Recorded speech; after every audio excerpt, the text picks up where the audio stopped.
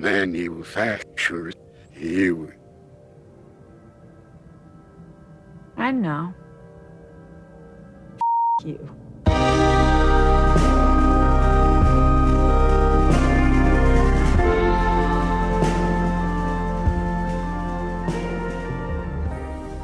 Hello and welcome to the Lodgers Sorted Cinemas Twin Peaks podcast. My name is Simon Howell. I'm joined as always by Kate Rennebaum. Hello, everybody. And we're very pleased to tell you that this week we are joined by film programmer and freelance writer. She's got bylines at W Magazine, Hollywood Reporter, The New York Times, and some other places. It's Miriam Bale. Hello, thanks for having me. I'm so pleased to be here for this episode. Yay! Yeah, you really, as I've already discussed off mic, you insanely lucked out this week, so congratulations. Not that there's been, bad episodes, but I think we could acknowledge there have been more eventful episodes, and this was perhaps the most eventful. But can I be honest? In a way, it was my most disappointing because of that. I've come to like it, but I was getting invested in the dream logic, and this is the episode where everyone wakes up, and all of a sudden things try to fit into a more waking, normal narrative, and so I feel a little bit of a ingrate for being disappointed in this episode, which was such beautiful fan service, and I should be grateful, but. You actually make me feel a bit better, Miriam. So I think I had some of these similar reactions too. And as you say, I have also very much come to love it. And I think my mind has been changed a little bit about what I read at first as it being very much this episode where everybody wakes up. I think I've changed my thinking about some of it, but I'm so glad that you said that, because I feel like I was the one that I felt bad about being the one that was maybe had some reservations about some of this stuff. So this is interesting. I'm sure we're gonna have a good conversation. Yeah. I wonder how much of that is. I'd like to sort of pull back a moment, because I do wonder how much of that is just our remorse about the fact that this is ending, and this episode very much signals that things are ending. But as I said, to pull back a little bit, I wanted to sort of to ask you, Miriam, sort of the closest thing we have to a stock question, which is what's your traditional feeling about Lynch, and how did you get indoctrinated into Twin Peaks hood? Okay, so it's funny. I was thinking about it. I knew you'd ask me this, and I realized Twin Peaks was really my first sort of adult art. I watched it in real time. I was a kid, like in middle school, like 12, 13, and I had and I'd never seen anything like it. I was obsessed with it. As anyone who knows me on Twitter, I am so obsessed with season 3. And I was equally obsessed with season 1 and 2 when I was a kid. And I wanted to recreate it with my friends on like video camera. And they were all just like, what are you doing? It was a strange mania when I was like a kid, but it was also, it was like, I had just come from babysitting and watching a soap opera all summer and reading mystery novels. And then all of a sudden I was introduced to this, which made me think about narrative and think about all sorts of things. And it brought me into, I don't think I would have been a cinephile if it hadn't been for this. So then I sought out Blue Velvet, and I saw Wild at Heart. And it really is what got me into indie film. And so I think it had a huge influence on my life, for better or worse. Yeah, where would you be if not for Twin Peaks? I wanted to add to at the beginning here just to say that it's been really interesting, as I'm sure we've all remarked on, like the phenomenon of Twin Peaks Twitter. And I was following Miriam, I think a while ago before this all started. Somebody else recommended you, Miriam, on Twitter as a film critic. And so I was following you for that. And then as soon as Twin Peaks picked up, I was like, this person is awesome, and we have to get her on the podcast, because I have very much enjoyed finding people who want to talk about Twin Peaks as much as I want to talk about Twin Peaks. I'm, for people who I think who follow me on Twitter maybe already know this, but I'm currently in Telluride, Colorado, where I'm working for the film festival, my brain feels very split in half between film festival prep and trying to focus on Twin Peaks and all of this stuff. But other staff in my office have started to make a joke that there's like a rule that I'm only allowed to mention Twin Peaks once an hour. And if I go beyond that, then I have to take a break for the future hours. I'm like, this is a film festival, you guys. If I can't talk about Twin Peaks here, where can I talk about Twin Peaks? Oh my gosh, there's nothing else. There's nothing else, Kay. I just feel like I'm unapologetic. As I've said on Twitter, I feel like I'm losing regular followers and gaining all these far corners of Twin Peaks like maniacs. And I completely love it. I was at Cannes this year and it was really interesting. They showed the first 2 episodes of Twin Peaks and I saw it towards the end. I was going to skip it because, I could just see it on TV when I got back. But then I decided to go, and seeing it in the theater was also just an amazing experience. It was edited as 1 2-hour movie, as I imagine the finale will be. And the sound and just, it was by far the most challenging thing that I saw at Cannes. There was a lot of disappointments, a lot of sort of people doing the same thing. And I didn't really know quite how to process that the most challenging thing I saw was a TV thing. And then throughout the summer, that's been even more the case. Like, it's really sort of changed my mind about narrative format and narrative expectations. The whole way it's paced is like an 18-hour movie. And like the first 3 episodes are intro, and then it's sort of inciting incident, and then sort of one peak, and then another peak, but over an 18-hour format. And, we're so used to things like, you go to an Alamo theater or something like that, and they drop the check just before it ends. You have all this internal clock exactly when things will start and end. And this has just completely rewired my brain, and I love it. It's funny to think about The Return as like a 3-act film that just happens to be incredibly long, because if that's the case, part 16 clearly places us, and I think probably started last week, it clearly places us at the climax. And I guess we should probably now start specifically talking about part 16, aka the one where Cooper wakes up, which is, I'm sure, all that most normal Twin Peaks fans are going to be talking about. But there's, of course, so many other things to talk about in the span of this episode. And I guess there's an appropriate place to start would be near the beginning with, of course, the first of many characters to bite the dust in this episode, the end of Richard Horne. Amazing scene. But wait, actually, Simon, let me just say what you said as far as that now we're at the we're at the end. We're really at the climax, and I think maybe the next 2 will just be sort of the resolution. So it makes sense that this was the episode that, things finally happened. Things really happened, and the pace was really exciting. But yes, the Richard Horne scene was so incredible. We got this amazing father-son road trip, right? Yeah. So biblical. So biblical. There was something, I don't know if this is to Lynch's credit or to the actor Eamon Farron's credit. I don't know who's to give total credit for this too, but I couldn't help but be mildly affected by, Richard Horne's bizarre sort of blind faith in evil Coop, this idea that he just does what this guy asks, and the fact that it's never even made clear whether Richard Horne understands or suspects that evil Coop is his father. I mean, that's never even made clear. And the idea that he just sort of follows him around and does what he's told blindly, I don't know, I found it an appropriate kind of background to the end of the scene, which is, of course, that evil Coop is sort of sacrificing him for something that we are still confused about. We're not even sure what the sacrifice was for.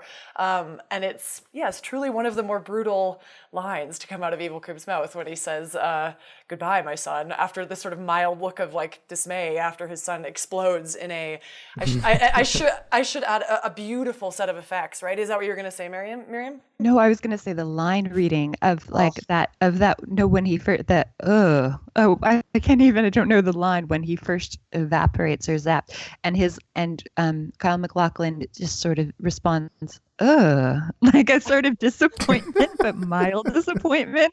And I just think it was the most brilliant line reading until a couple of minutes later when we get to another scene. But he was so good in this. And then he even has that part. He has the part where he says, yeah, as a bad guy, as Richard Horne, as a young bad guy, here he meets a father figure who's actually his father, a much worse bad guy, and Cooper says, you're a bright young man. He really takes on the father role, and it was so moving to see both of them in that, wasn't it?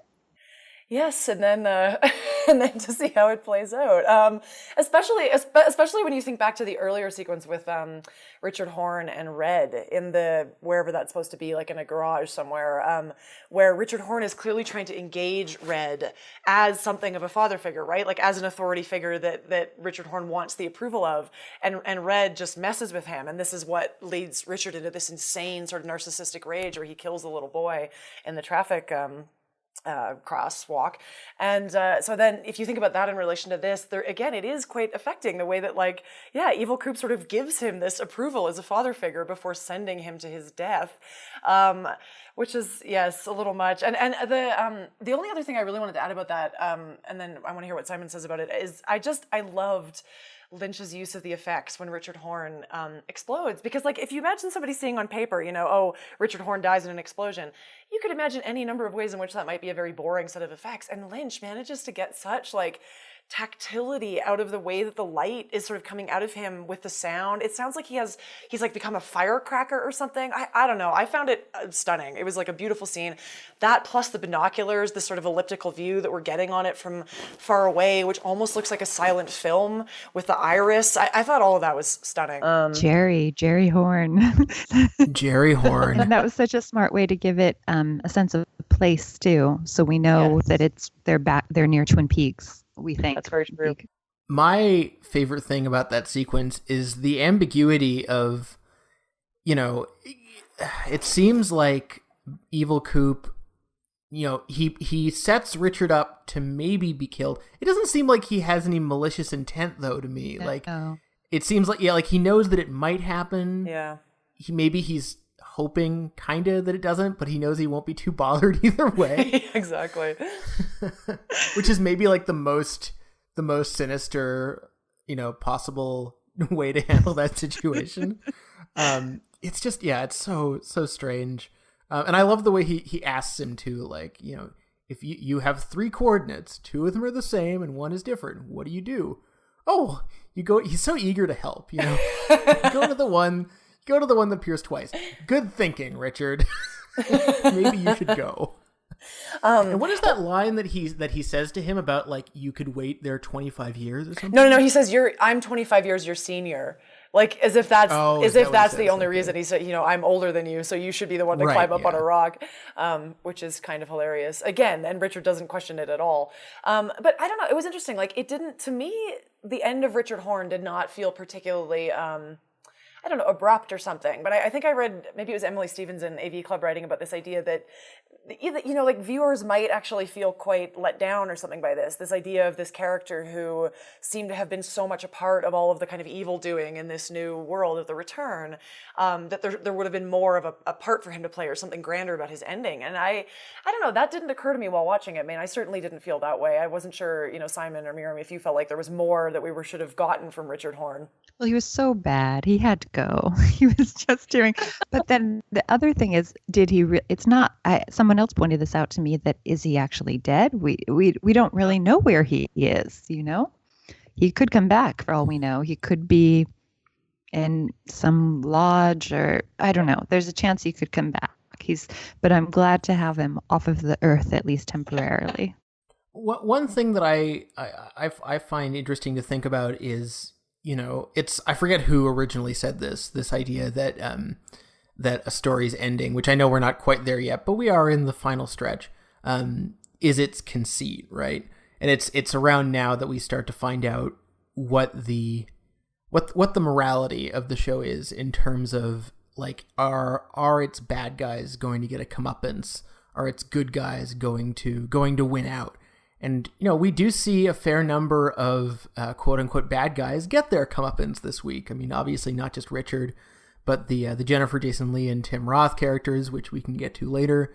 On the flip side, you have the Jim Belushi and Robert Knepper characters, who we know aren't, great guys, being deemed, as having hearts of gold, and sort of their past misgivings, including their, conspiracy to very nearly, kill Dougie / Cooper, just sort of shunted aside because it suits the plot. So I don't know. I find it interesting to consider how the show treats these payoffs of good and evil.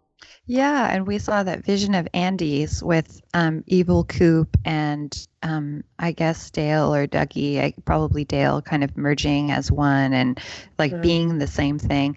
And I feel like that's been the major. I mean, what's been so interesting about this season is it's been very clear in its structure and organization, but the season 1 and 2 were all about having a really clear question, who killed Laura Palmer, but sort of not answering that, sort of just evading that question for so long. And that's what was experimental. And this is been very much more clearly organized as a narrative, but we don't even really know what the question is. We don't know who killed Laura Palmer, except for we know that something has to happen with these two Coopers. Obviously, one has to kill the other, or they have to merge, and we're still getting on that. But I feel like as time goes on, I feel less clear of exactly how that will resolve. In part because as time goes by, they feel like all Cooper, Dougie and Evil Coop, and they all feel like aspects of Cooper. And I think that's one of the scariest things about this episode is we're dealing with Cooper's rape as Evil Coop. Sorry to jump ahead, but we're dealing with two people who he raped, but they're people who Cooper was really close with and really sort of and who he had trust and power over. And so there's something very complicated about that relationship, especially between these two Coopers. Do you have a sense of how it will resolve? Wait, I kind of wanted to get in and talk about the two Coopers, but Simon, yeah. Perfect. Well, I don't know if I have any sort of sense of a prediction for how it will actually play out, but I thought the way you were putting that was all a really great introduction of a point that I wanted to bring up, and I thought it was interesting. It didn't really occur to me until I was watching it the second time. I know, late last night, in the middle of the night, having a rewatch of the episode, and when we get to the sequences where Good Cooper wakes up in the hospital, which are, of course, and we should acknowledge this now, were.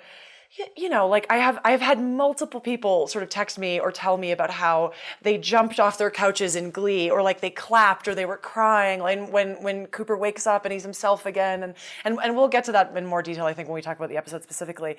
But one thing that I found really interesting rewatching it was, now that Cooper is awake and he's talking in full sentences and sort of making gestures and doing things and emoting, it's actually very difficult to watch McLaughlin's performance as Good Coop and not see and hear elements of Bad Coop in it. Not hear the same inflections and the same facial expressions and line deliveries that verge on similar, which I'm not saying in any kind of sense of it being a weakness in McLaughlin's performance. I don't think that's true at all. I think instead it's a very purposeful sense of what you're talking about, Miriam, which is this idea that these binaries that seem on the one hand so clear cut, and so there's Good Coop and there's Evil Coop.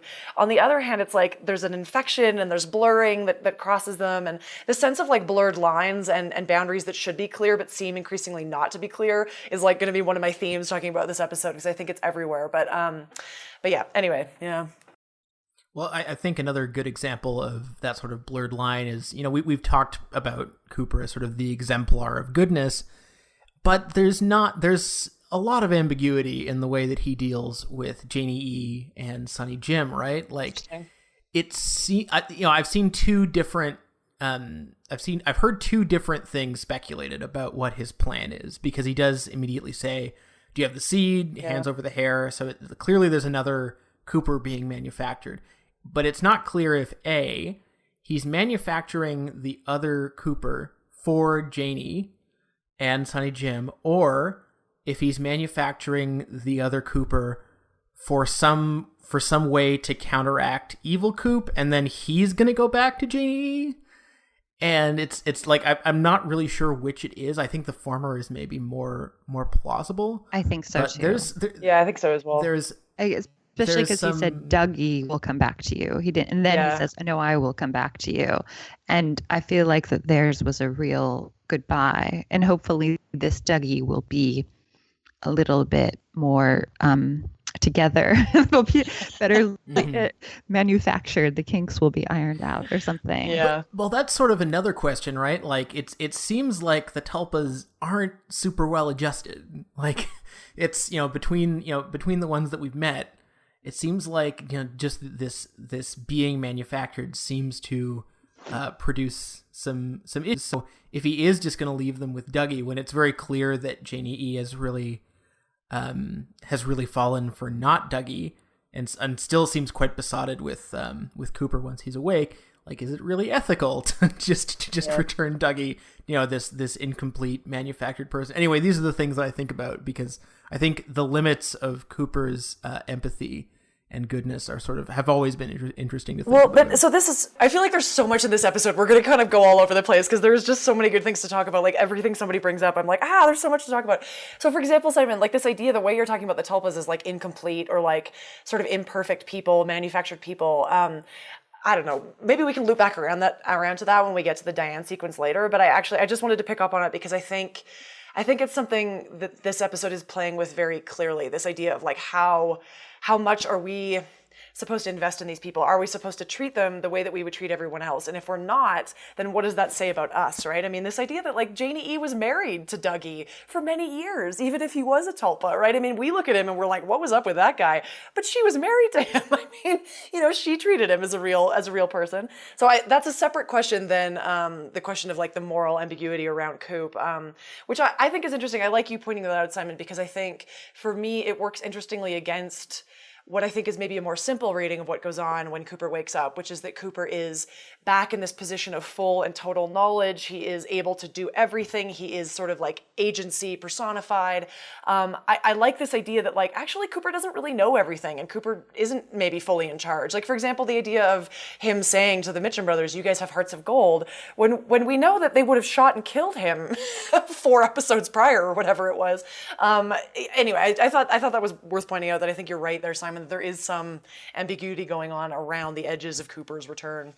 Yeah, I think that at first, you could think of Cooper as the antithesis of bad Cooper, of Mr. C, but really it's Cooper is a complete combination of the two, of the innocence of Dougie, the innocent good, and the sort of diabolicalness of evil Coop. Yeah. Like he wouldn't exist without that. And it's very interesting and subtle. But I think, can we go back to Cooper's waking up? Because yes. One thing that I thought was interesting, I rewatched part 3 this week with some friends who were really behind.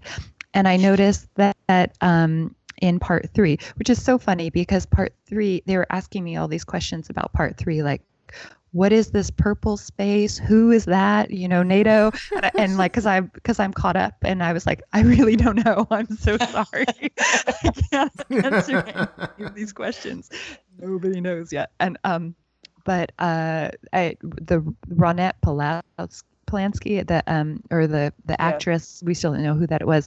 She says to him, the first things she says to him when he's going through this is let's see, where did it go? Is when you get there, she says, when you get there, you'll already be there.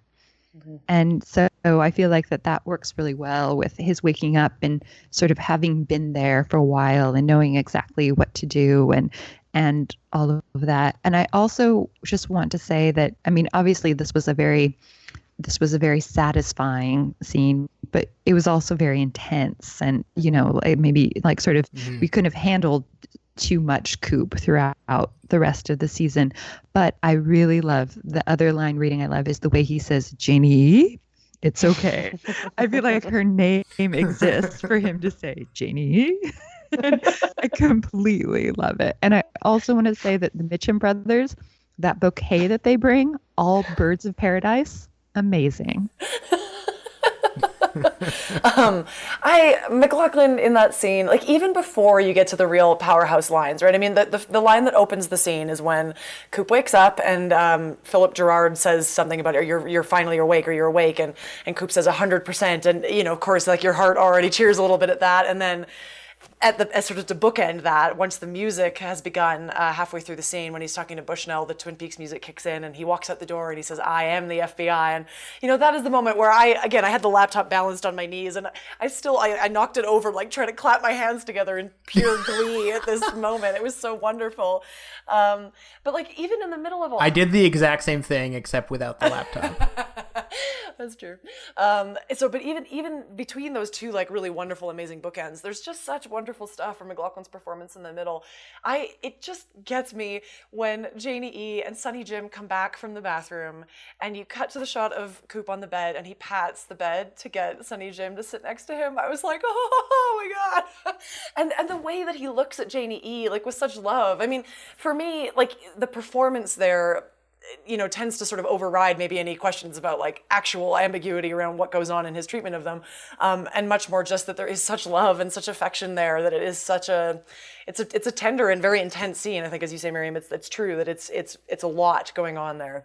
And her scene and her performance too. I mean, especially there and in their goodbye, I found that their performance of a sort of middle-aged marriage so moving. She's like dealing with debt and disability, and they still have this like incredible sort of their sex life is getting better, and it's just something that you really rarely see in entertainment, is something so really tender and dynamic. The way that she's so protective. I will never forget the way she says noon 30 when she's trying to take care of all of his debts, and she's like all of that. But like this brought it all back to me of how that's what really a marriage is to sort of take care of someone through the bad times to be able to get to the good moments. And I thought that was all so movingly done. Yeah. I am a little sad that we're apparently probably not going to get the Naomi Watts Laura Dern scene or scenes that I was hoping for. That makes me a little bit sad. But that is as good a segue as we're going to get to talk about Diane and Laura Dern's frankly incredible set of scenes in this episode, from her getting the sort of triggering text all the way to her exit.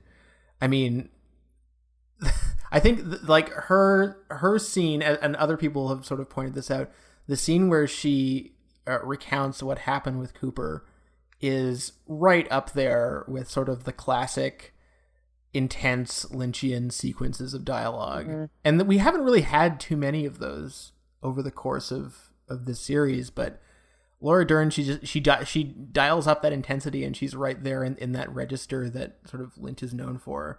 And of course, she just kills it completely. But she's also so good in the Red Room when she's just so blasé. Yes. And they're just like, and they're explain, the one-armed man explains it to her, and she says, "I know, fuck you." That's got to be my favorite of a great performance. She was really, but yeah, her disassociation at the moment of the way she dealt with the trigger. I mean, I think it's really, it's another rare thing to see someone dealing with a trigger and with intense trauma and disassociation and splitting. And it was a really beautiful performance. There is so much going on in this scene with Diane. I'm going to try to get at some of the things I've been thinking about, and we'll see if any of it makes sense. But I think one of the things that's very interesting about that whole sequence is the fact that we are, as an audience, we are led to believe that at the end we realize that she's a tulpa, that she's this sort of created being.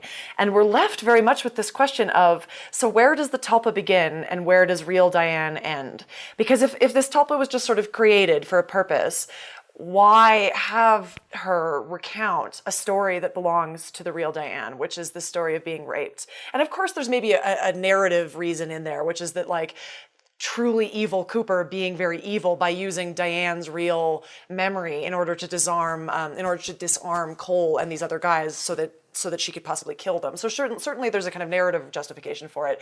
But I think it's much more complicated than that. The idea that, again, Lynch is sort of putting very much in front of us, like thematizing this problem of how people respond to women's stories of violence and whether or not they are taken seriously or they are taken as real, particularly because of problems around things like dissociation and splitting and women not being able to like perfectly recount exactly everything that happened to them because memory doesn't work that way. And maybe they've had to fracture off a part of themselves that trauma happened to, or maybe they behaved in a way that wasn't perfectly, explicable in terms of a narrative of having been a victim and all of these things. And I think the Diane stuff, again, puts that forward in such a fascinating way in these sequences where Diane is and Laura Dern are just so moving with the delivery of these stories. How can you not believe her? How can you not be moved by it?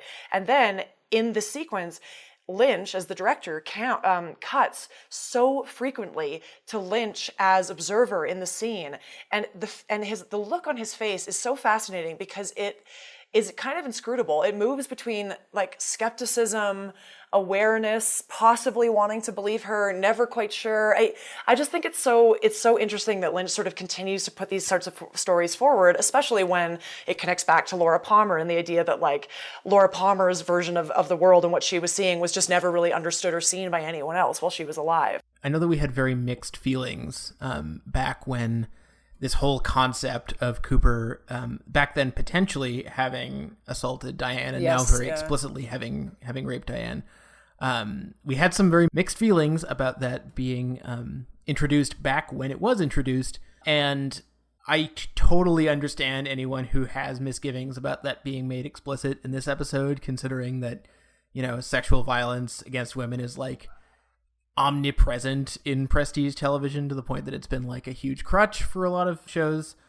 But I have to say, if you're gonna do it, this Lynch and Dern, I think, did the work in terms of performance and writing to make it credible and to make it feel appropriately weighted, which is not always done. Yeah. Absolutely. I think a friend of mine on Twitter, I think my friend Brent, was saying that a lesser director would have shown a flashback or something. Yes. And instead it was so much her performance and the way she grabbed her neck. And you're so right, Kate. I didn't think about that with Lynch's reaction shot, but I did notice that his gaze would go down. He would go from looking at her face to looking at her body. And it was really interesting. And as far as also, her being enthralled to her and sort of like almost in a slave-like way to her rapist is such an interesting way to do it, because exactly what you said of people not believing survivors because of the way that they sort of are connected still to their rapists. That's such an interesting way to do it and to show this idea of splitting. But then we go back to what we were saying about Cooper, is it's not so complicated.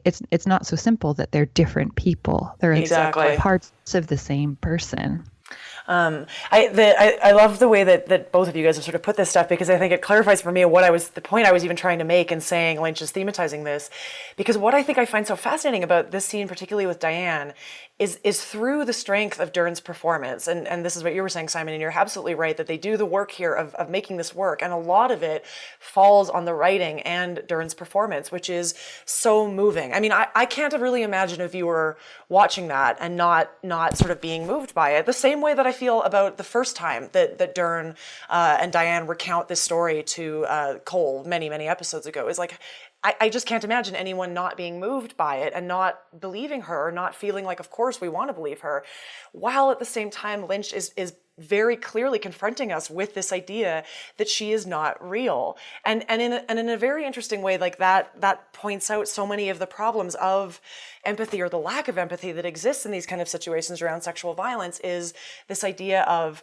well, belief has to follow from, quote, reality or empirical proof, or like an observable situation of facts. And it's like, actually, belief doesn't have to follow from that. Belief is a form of empathy. It's a form of like generousness towards another human being. It actually isn't dictated by like facts and truth and reality. And I think that that's what I love so much about this sequence. And I also love the idea that the tulpas here and throughout tend to almost function as like an indicator. They tend to function as like a reference to almost something like moving images, right? I mean, a moving image of a person is like a tulpa of that person. It's another form of splitting, another form of fracturing, another form of copying.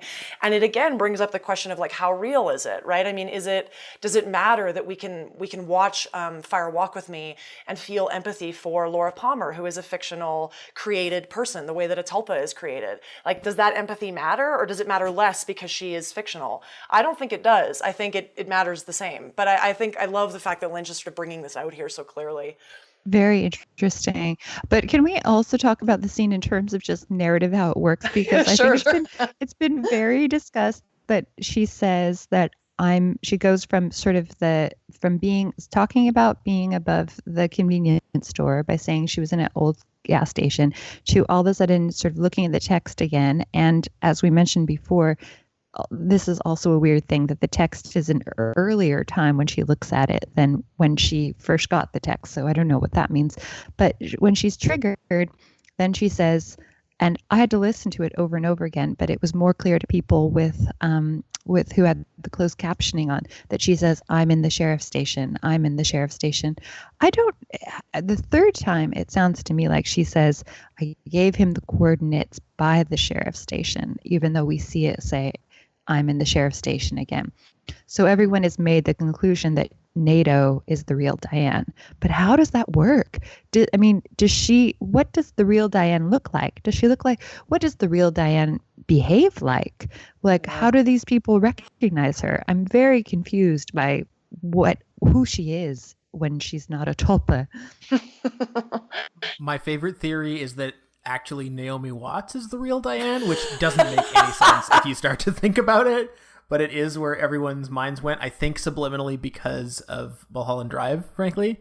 But anyway, those are all fine questions. My question about that scene narratively, and we can maybe also fold this in, is the way that as she begins to go for the gun, it seems like there's a fight for identity there. Yes. Like, it almost seems like the real Diane's spirit or essence or soul or whatever, or personality, is trying to assume control and stop her from doing the bad thing. Yes. And that's also when she starts saying, "I'm here," or whatever it is that she's saying. Now I'm not so sure, but it seems like there's a fight for control in that moment, which is something we haven't yet seen out of a tulpa situation. So it's all very tangled. She says, "I am not me," which is something I think that Audrey says too. So we can transition to that. I mean, Audrey says in a different, I think, episode. But one other thing that I want to say that is, if Diane is actually NATO, if NATO in the sheriff's department in jail is Diane, then it's really terrible. There was an IndieWire article early on that was talking about Diane's appropriation of like Asian, like sort of, her shirts and all of this kind of thing, and even talked about her hair, which made no sense. And I was so irate. And if that article was actually right and Diane is actually Asian, I will be so embarrassed for us all. I don't know if I would go that far as to think that there's a possibility that the way that Diane will exist physically will not be in the same form of Laura Dern. Because, I think just for the sheer fact that I'm fairly sure Gordon Cole and Albert have known her for that long, so they must know what she looks like. I do think that there might be a scenario in which a sort of very differently personified, but physically the same Laura Dern will perhaps emerge out of this character of NATO. I'm not entirely sure that will be true either. I think her saying I'm in the sheriff's station could lead to any number of scenarios. It might not necessarily mean that she is NATO.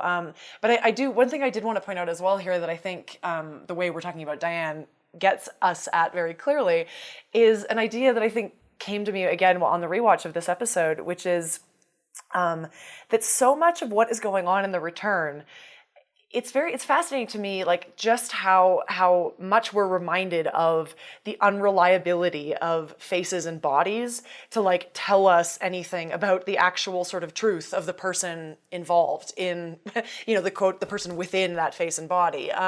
This idea that like faces and bodies are not actually reliable indicators of the kind of person that we're expecting to get inside them. Whether that person has remained the same over time, whether the person is doubled, whether the person has changed. And I just thought that was a really fascinating link to like the overall general state of the show being so concerned with like the passage of time and how things change and how, or they stay the same, and how sort of impossible it is to tell sometimes what's going on. But anyway, I just thought that was interesting in relation to Diane. Yeah. And then should we go ahead and talk about Audrey or should we talk? We can. Or is there more that we need to talk about? Is there something between Diane and Audrey? Well, there is. I mean, I don't want to end with it, so we should probably now talk about sort of it's kind of funny to think of it as the breather of the episode, considering how violent it is. Yeah. But the showdown outside outside Janie E's and Dougie's residence, which dispatches the Tim Roth and Jennifer Jason Leigh characters. I mean, I don't really know what to make of that sequence except to think of it as comic relief, and also because of the actors present and the way that it's staged, just how like over the top violent it is. I couldn't help but think of it as a kind of Tarantino parody. Totally, especially with Roth and Jennifer Jason Leigh, who are in the Hateful Eight. Yeah. But it's so much better. I think I heard someone say, is it like a parody or is it sort of a, is it a I don't know. It's better than Tarantino though. I think for my mind, and it has that great line which sort of sums up so much of why I feel like Twin Peaks is really resonating now, where the Mitchum brothers say, God, the suburbs, what's going on? And, he says, people are under a lot of stress, Bradley. I think that that's such a great line. Yeah, I don't know what to say except that it's perfect, the scene. And Jennifer Jason Leigh, she's been having these sort of great performances, and the Hateful Eight was okay, and she's great in Good Time, but just what she's able to do in this role is so exciting. Her delivery of the line, "It's the last bag of chips," it's a truly amazing line reading. It's like one of the top line readings in the whole show, and she's talking about a bag of chips. But I just thought she killed all of that, the whole scene. I thought she was fantastic in it. Again, like you said, I think I kind of have a hard time exactly figuring out how to place these sequences in relation to the whole overall episode. I mean, certainly in the kind of Return as a whole, it makes total sense to just say it's a completely pleasurable like sequence in and of itself. It doesn't need to have a connection to everything else. But I don't know. I mean, one of the things that I was thinking about again here is that because it is in the early part of the episode, there is something to this idea that Lynch and Frost here are again like dramatizing the idea that even in the world of the show, it's become excessive how many people are looking for Dougie and how many people are trying to find Coop and figure out what is going on, and they're wanting him to show up, and this sort of again like overt display of spectatorship, like all these characters looking and watching and waiting, and all of them sort of trying to make sense of what is happening, and they're often wrong, and they often don't have enough information to make sense of what's happening. I mean, again, I find that a kind of like very enjoyable nod to what's going on for us as spectators, and it's something similar is happening in the early scene with Jerry and the binoculars, right? The way he's sort of trying to see this, and it's wrong, and it's like confused seeing. And so, I mean, there's some of that. And then again, there's just like sheer complete slapstick comedy here. We have again the like Abbott and Costello pairing of the FBI agent and his little partner who's so downtrodden. The thing is, that sequence, it's like the real FBI. It's not like the cartoon FBI we've had in the rest of the show where they're like, where there's daring do an investigation and they're actually like helping people. No, this is the first time we've ever had the real FBI on Twin Peaks. The real FBI really would sit by and do nothing and just like wait for the bullets to stop flying before they like head out meekly onto the street. Like, it's so funny to me that it's finally here in this sequence that we get something approaching like the FBI we know in Double O. So funny. Especially when you're right with the return of cartoonish I am the FBI perfect. Yeah, exactly. I hadn't thought about that. Yeah, that's very true. Hey, like this sort of really negative image of the FBI put up right before we get Coop's I am the FBI, and it's so sort of gratifying when we watch it. Absolutely, that's very true. Yeah, he's finally going to link up with the FBI 26 years later and be like, oh, all right, this is what y'all are now. Cool.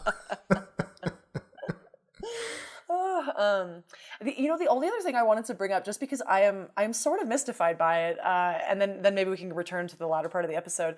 In the middle of all of these scenes of the sequences in front of the house, when we get some early sequences in the hospital, there is this like sort of strange interlude where after the Mitchum brothers have shown up and brought the bundle of flowers, Jim Belushi says, I think, something like, it was what? Electricity?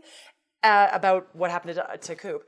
It cuts, and then we get this sort of small scene with Cole standing in the middle of his office, staring at all of the machines that surround him, looking, I don't know, befuddled, like unnerved, fascinated by all of these sort of electronic machines. And then at the end, it cuts back to to Coop's heart monitor thing.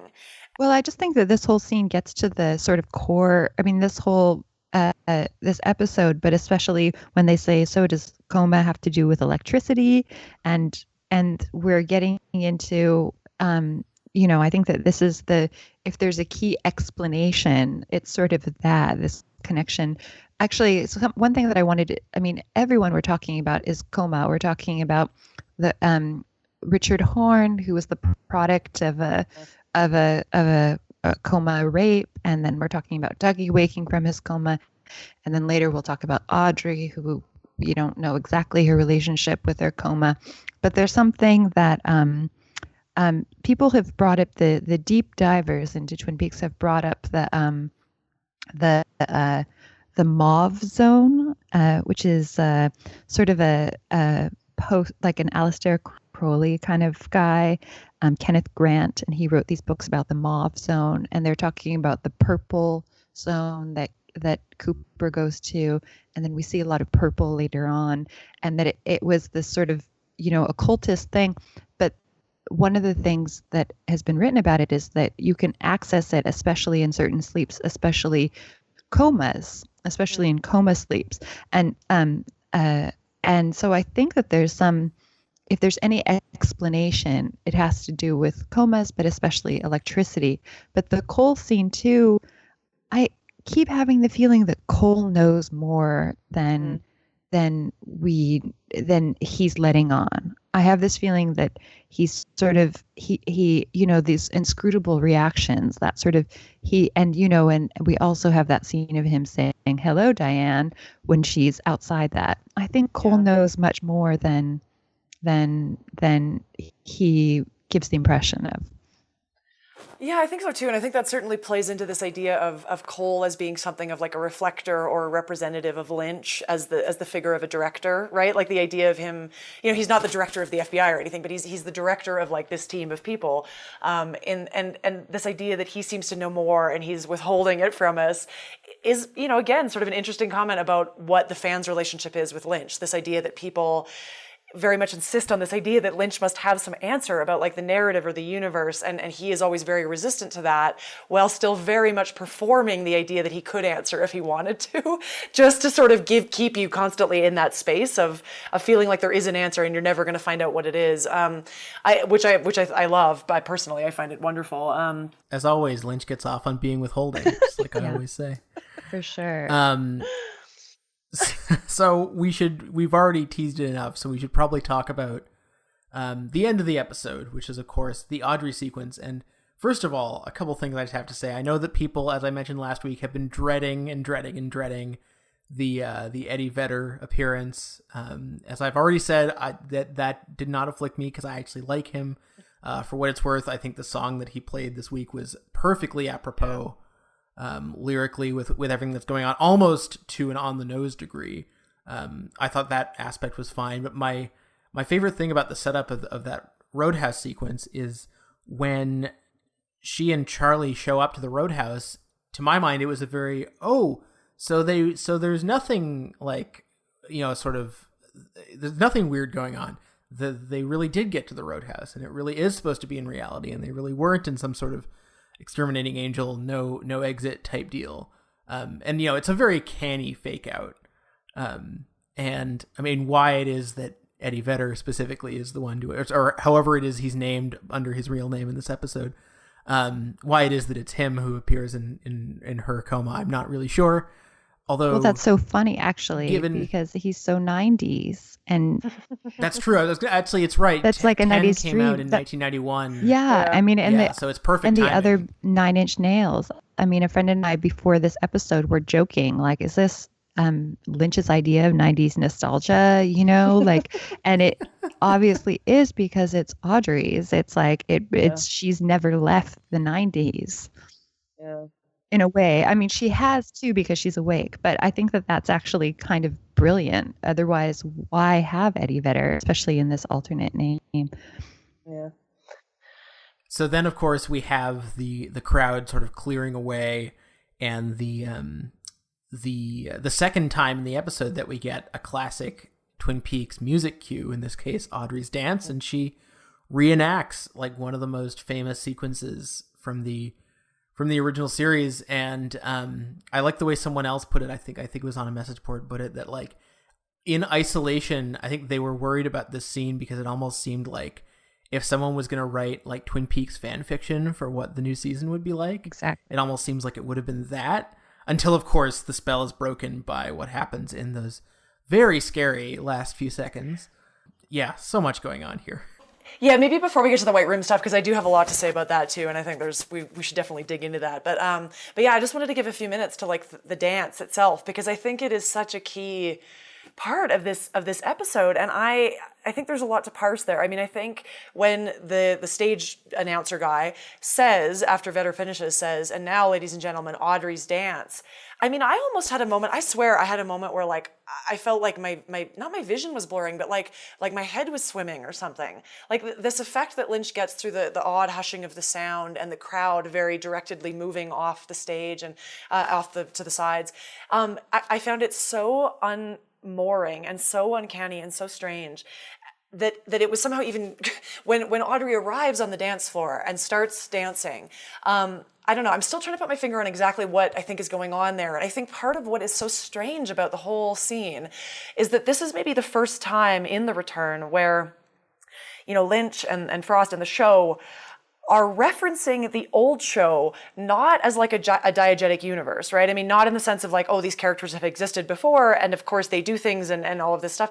So it's not referencing it as a diegetic universe, it's referencing it as an image, as an icon, as a television show, effectively, which is a very different register. I mean, certainly we've had, nods to like, oh, the pie and the coffee and everything, but none of that is quite on the same level as what's going on here, where we like, at a whip pace, like a, rapid fire pace, move into this extreme self-reflexivity of the show, which, has always been there a little bit, but never in quite this like extreme of a move in one space. And it really threw me. And I've read fans' reactions like on Twitter to this, where they were sort of saying they were cheering when they heard Audrey's dance announced. I found it like terrifying. I was already like, something bad is happening here when the dance starts. And then of course we get to the White Room. And maybe I'll come back to my second point about the dance, because I want to hear what people have to say about this White Room. I have to admit, I was a little disappointed when we cut to the White Room. And I think we can dig into like why I think my mind has changed a little bit about it. But, people who have listened to this podcast maybe remember that I think I have said on the record a couple of times that I really would never expect Lynch to make a move like that, where the idea that the dream logic of this universe could be kind of contained within a very clear psychology belonging to one character who is, quote, dreaming, and that sort of then allows someone watching the show to kind of neutralize all of the oddity and uncanniness that has come before, because it was, quote, this one person dreaming or this one person in a coma, and it's just so uncharacteristic of Lynch. I've since changed my mind, and we can get into why, but I want to hear like what you were going to say about it, Miriam. Well, Kate, I have the same reaction of changing my mind and the initial disappointment. But as far as you're saying about the White Room, I think that the juxtaposition between the way she looks in that dance and the way she looks in the white room is part in the callback that you're saying to this image from the past. I think that we don't realize how much the entire Audrey scenes have been quoting the past until we see her in the white room with the straighter hair, longer, because the entire time her role, she's like playing herself, but as an older person. Yeah. And there's something so strange and awkward, and it's, giving us what we want, but in this kind of obscene way. It's like Lola Montez kind of territory, of like, and of that kind of, and I think that we didn't realize, the way she's dressed, the way her hair is styled, she's playing Audrey as an older person, even the way he's paired her with someone smaller than her, and she's a very small person. And I think by the time we see the real Audrey with like Cooper, she'll seem not so, I think that there's a bit of a, an overemphasis of how she's older. She's not Audrey because she's trying to fit in literally the same Audrey clothes for so much of that. Yeah. And it comes to a high point there. But as far as changing my mind too, I think I had the same disappointment because I was like, but I actually did expect the Alla dream, but I didn't want it for Audrey. People kept saying that. They kept saying like, is she dreaming? And I'm like, no, she's not dreaming. It's a strange, it's Benoit. She's trapped in that. Yeah. I thought it was something else. But what's interesting actually about Audrey is, as I was talking about with, again, the same friend, Brent, like, where does the dream end? Because I was really interested in the strange time things, the lack of a shadow, the weird repetitions, and I was really hoping that this was part of the strange dream logic of the narrative, and that there was something really interesting going on with time. But if it's, as you say, locked in one person's point of view, so what do we know that she's dreaming? She's dreaming about Billy. She's dreaming about the roadhouse. She's obviously dreaming about Charlie, her and Charlie scenes. And I think that this same friend Brent was also saying it's maybe not dreaming because she's not just dreaming of the 90s and she's not waking up in bed, that it's like some kind of psychological role play or something, that maybe Charlie is her psychiatrist and she's obviously kind of trapped in the past. She's dealing with trauma and this sort of thing. And she's there's elements of the it's not just the 90s. There's elements of modern bands, Twin Peaks now. And one of the things that I found so interesting is that there's so much, it's like she's connected to Richard and Sparkle and all of that, that the whole Sparkle trade. And I think it's interesting that she wakes up when he disappears. I think that there's something really directly connected with that. But I think that part where the limits of her world, her dream world, are Billy. And I went back and I watched the end of almost all of the episodes, like just the last 5 minutes in the credits scenes. I think all of those are Audrey. I think that the whole time we've been saying, where's Audrey? Where's Audrey? All of those roadhouse scenes at the end have been Audrey's dream. We've been missing her, but she's been there. I would say maybe not the James scene. Maybe the James scene is actually real, but all of the other big bands and the repeating, because all of the strange thing with time and there's an ending scene where we say, has anyone seen Billy at the diner? And then there's like two different people. It's a very strange scene. So all of this weird, uncanny stuff, I think, is Audrey, and it's all been in the same place in the narrative, which is fascinating, all within like the last 5-10 minutes. I'm just imagining the people that we mentioned last week who have been making the timeline charts are just this week they're just like pulling their hair out. I bet. Yeah. It might explain it more clearly though, but in a disappointing way. I wanted it to be about narrative and not about dreaming. But here we go again. It's full circle, and it's about the whole show in a way, or what's been most interesting to me in the show is about Audrey dealing with her trauma of rape, and her trauma of rape in a similar way of Laura Palmer, in that it was Laura Palmer's father and this was Audrey's sort of, and all of our father figure, Dale Cooper, and it was Bob. And I think that that Audrey is the sort of obviously Laura of this season, and we just hadn't realized. Oh man, there's a lot in these things you guys are saying, so I'm going to try to parse my various responses. So I think the first thing that I would say is I think for me, what changed my mind, it's interesting because I think, Miriam, you're having a different reaction to it than I am. So for me, what changed my mind about my disappointment over this reveal of Audrey sort of perhaps being in this psychological space, whether it's dreaming or a psychological break or something, what changed my mind about that was, again, the fact that as soon as I started thinking about the Roadhouse and all of the different things that are connected to Audrey and all of the things that seem to be in her dream, it becomes almost, it certainly becomes impossible for there to be any clear line between where her dreaming ends and the rest of the show begins. And I think, like, even as you saying, you're like, well, it's the Roadhouse scenes, but you'd have to excise James from that. And I mean, I think it's almost more interesting if you think about it as what does it mean that we really can't, like, that we would have to just sort of separate James. It's like, it is all linked. I mean, there isn't a clear line where you could say, well, Audrey is dreaming about this, but not about that. Like her dreams very much involve things that are of the current life of the town, right? I mean, the dream spaces include those things. At the same time as possibly she's dreaming about things that seem to be irrelevant or intangible to the rest of the show, which may or may not be these characters who are living in the Roadhouse that may or may not be tangentially related to her son. And so for me, what I like about that revelation is you're sort of realizing that this is, again, not just Lynch working with dream logic, but Lynch making the statement that the dream logic is never so easily separable from, quote, like epistemological or regular logic, that they're always sort of kind of overmapped over each other. There's an indistinguishability between them, which is just sort of part of this experience of life that we all have, where we don't always know exactly what is going on. And I thought, for me, very much redeemed this idea of there being a simple scenario in which Audrey is, quote, dreaming. That's the first thing that I really liked about this.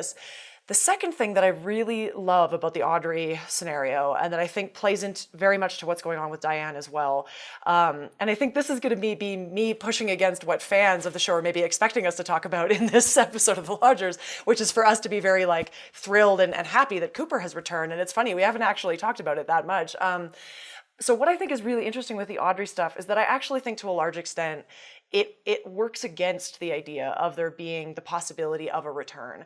You know, if Cooper's narrative here is like a successful return, the idea that we finally had someone come back to the world and things are going the way they're supposed to, and he has this sort of direct connection to reality now, and he's returned. The women in this episode do not have that experience. Diane and Audrey have, you know, at best, like a tenuous relationship to reality, a relationship where they are struggling to return. Like they seem to be desperately wanting to have their own identities and their own connection to the world, and it's not being given to them. And I think it's really fascinating that the way that this plays out in the Audrey scene has so much to do, again, with an attempted return to the iconography of the show in the past, right? I mean, if Cooper's return has been kind of charted around his following these clues around like pie and coffee and these things that were seemingly bringing him ever closer to reality, with Audrey, it's the opposite. In the Audrey scene, we have Audrey and the show trying to like crawl back into its own skin, its old skin, in terms of putting on this performance again, of having Audrey do the exact same dance that she did 27 years ago. And all it does is highlight how impossible it is for her to return to that space. And it's terrifying. I mean, I found this ending terrifying, and not in the sense of like, oh, we don't know where Audrey is, just terrifying in a more general, effective sense of like, you know, this is not about nostalgia. This is about the failure of getting to this good world, of having a place in the world. And this is what I love about Lynch. It's never so simple. Like we don't get a straightforward narrative here. He's undercutting it at the same time.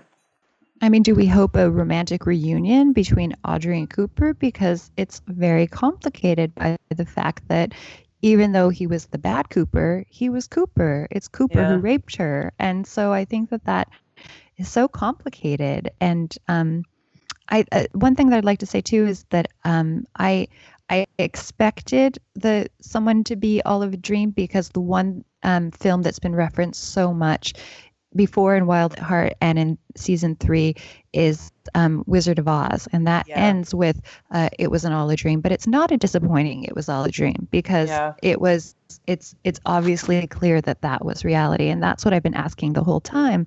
I know that we're dealing with Wizard of Oz thing, but which was Oz and which is Kansas? And I think that it's been very clear that Twin Peaks is both Oz and Kansas, and the Audrey narrative gives it part of that. She's the Dorothy. She's been dreaming, but as you're saying, that we'll never know what quite is. Everything overlaps. We'll never know what is dream and what is not. So I think this is an interesting merging also of Mark Frost and David Lynch, of how that they, their different sensibilities as writers and as artists. I think we get a really interesting resolution with that. Absolutely. I have two sort of general questions to throw out there before we wrap up. The first of which, I don't know if you'll have anything to say about this concretely, but it has been kicking around in my mind. I've been thinking about the discrepancy between the evil coop that we saw at the very end of original flavor Twin Peaks and the evil coop that we know now, 25 years later, because they don't seem like the same person, really. No. Like, the guy we saw back then had that evil kind of Bruce Campbell grin, and clearly the evil Cooper that we know now, it's very difficult to imagine him doing things out of sort of like pleasurable malice, sexually assaulting people and things like that. He just doesn't seem that engaged with the people around him. He seems to be much more single-minded in terms of whatever exactly it is his purpose is, which is another sort of interesting question. Like, what has Evil Cooper's goal been this entire time other than survival, or is survival it? Anyway, I'm just curious about how we feel about the evolution of Evil Cooper, and if we think that's a deliberate discrepancy or just something they decided to do just for kicks. Sorry, hold on. I just have to cough. Sorry, hold on. Excuse me. Oh, it's so dry in this town. Sorry, go ahead, Miriam. Well, he's gone from the white eyes or gray eyes to the black dead eyes, and as we were saying before, it's almost the emotionlessness of his performance has been really scary, and the sort of like, we can't imagine this Cooper laughing with glee at something. He's just completely, and it's much scarier, I think, in a way. Is he connected to that other one? I don't know. I don't know what his goal is. Do you have thoughts, Kate? I think the thing because I saw somebody talk about that on Twitter as well, or something, this question of like, how does the Cooper from the season 2 finale Evil Cooper connect to the current Evil Cooper? And all I could think about in that is that the Evil Cooper that we get at the end of season 2, who is very much of a spirit with like Bob, right? I mean, the sense of the doppelgangers just seem to be like pure id, like just are just sort of pure destructive, malevolent force, like destruction embodied and personified. And it actually occurs to me as well, it's interesting in the return that like the doppelganger as a concept isn't really present. I mean, yes, Evil Coop is still Cooper's doppelganger, but they seem to have sort of drifted away from that and are much more fascinated with the idea of a tulpa, which is a very different way of thinking about a copy. Anyway, so the doppelganger there is almost more of a piece with Richard Horne. I mean, Richard Horne really stands in for like that mode of evil, someone who is just massive destruction, and so much so that you think, how could he have even lived in the world this long? Like when we watch this string of violence that Richard Horne performs, and some of it seems purposeful, but a lot of it is just like his presence in the world just seems to cause murder and death and torture and brutality. And you're sort of like, how has he been around this long? How has it not imploded? How has it not destroyed everything? That's sort of how I felt about the doppelganger as well. And so it's very interesting to think about Evil Coop in relation to that as like its father or something, in the sense that then evil here gets included in the narrative of aging.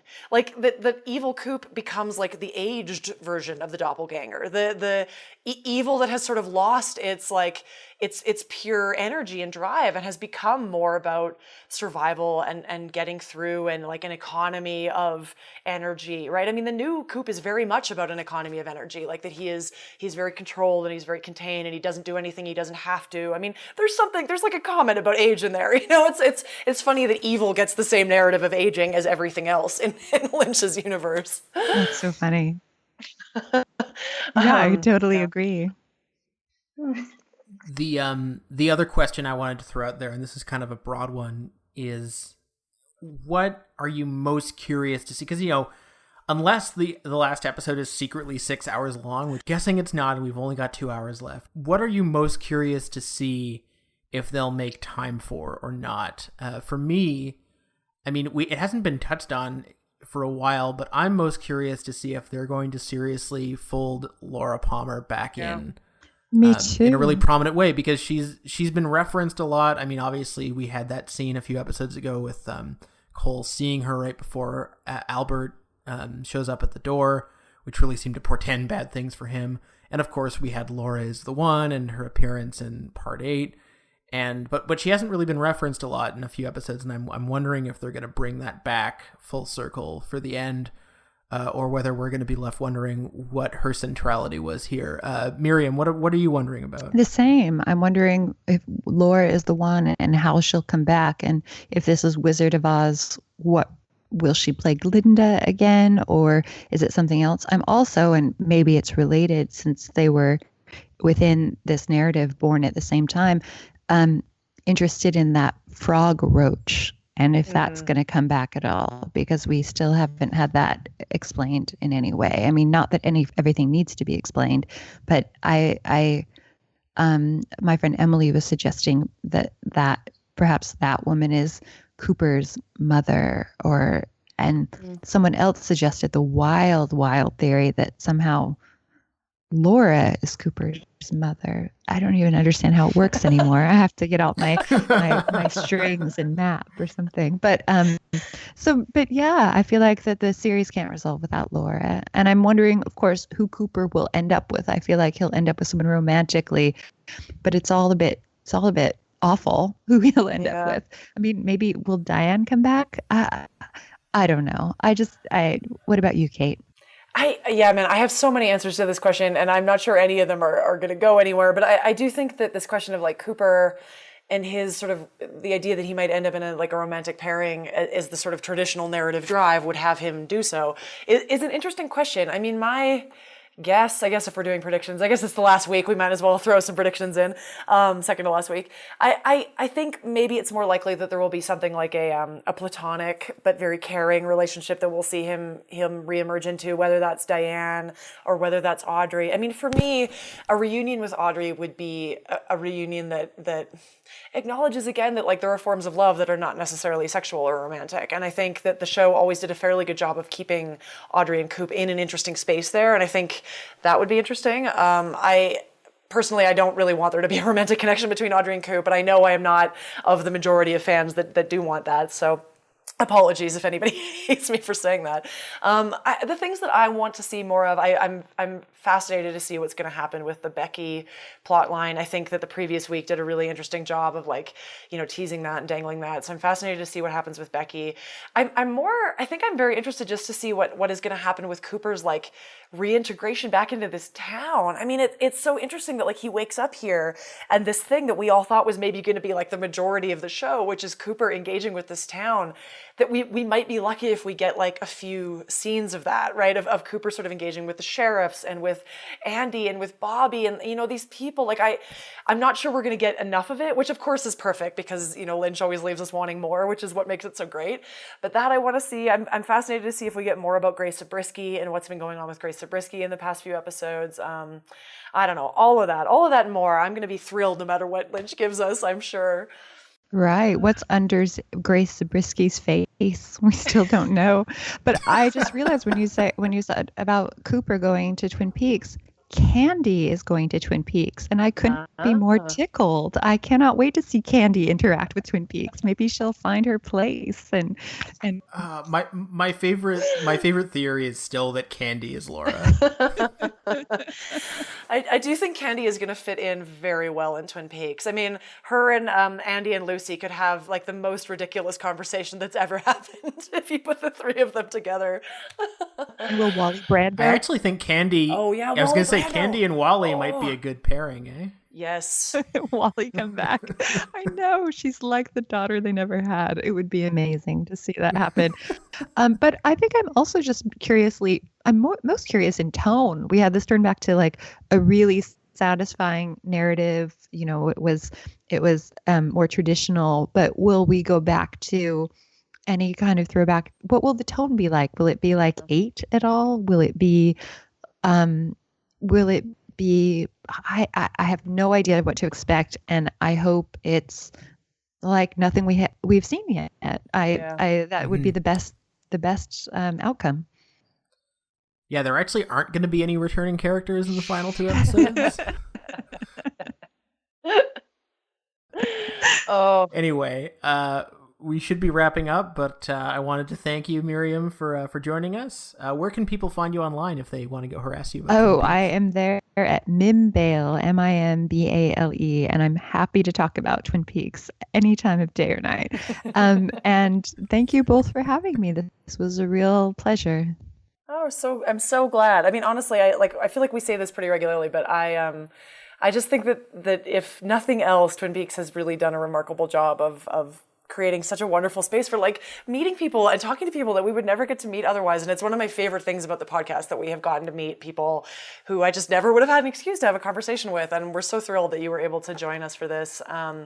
And so thrilled that I could find time during this film festival, which is taking up my whole life. But before I sign off and Simon does my Twitter handle and stuff, I did just want to give a quick wave to some of my Telluride people here who have been listening very diligently to The Lodgers and watching Twin Peaks. And I wanted to give you guys a hello. So hello to Leighton and Gina, who've been wonderful fans of The Lodgers. And that's all I will say other than just thanking Miriam again. Oh, thank you. I think you meant hello. Hello. Exactly. Anyway, you can find Kate on Twitter at Cinnament, that's Cinement. You can find me at HollowMind, spelled like it sounds, although as I have warned sometimes in the past, I mostly just do commie shit, so, just be ready for that. And apparently I've been told by Sorted Cinema boss, Ricky D, that he'll be reposting our old Sorted Cinema episodes where we talked about Lynch. That's me and Kate and some other folks.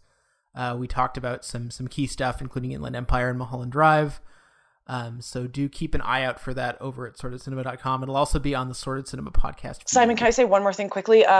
My much delayed part 8 Twin Peaks CinemaScope piece is finally coming out soon. So again, my editor was very busy for a while, and then we decided we were going to time it with the Metrograph thing, which I think we still missed. I think the Metrograph programming series about part 8 is ending on the 3rd, I think. But the my Twin Peaks part 8 piece will be coming out at CinemaScope Online probably around September 8th, when the new CinemaScope issue I think is coming out. So people can keep an eye out for that. I'm a little I feel bad looking back at it now because I wrote it such a long time ago, and it really doesn't reflect where the show has gone since. But that is okay. So just keep an eye out for that if anybody wants to read some stuff about part 8. Fantastic! I can't wait. And, ooh, yeah. And you know what? And I've enjoyed doing this podcast so very much. But I will say that I'm sort of glad that it's wrapping up and we can all have our lives again. Don't take it the wrong way, everyone. This is very time consuming. Anyway, thank you, Miriam, for joining us. We will be back for a very special blowout finale extravaganza with a special guest. It's going to be great. Thank you all so much for listening. We'll be back in roughly a week's time. Do you believe in reincarnation? 'Cause I thought I saw your soul flashing and dancing on the horizon, shades of jade and emerald.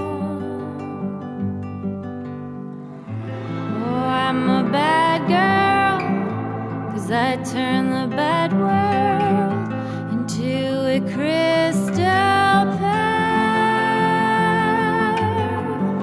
and we were loveless. Oh, it was pure bliss, something I'd never felt before.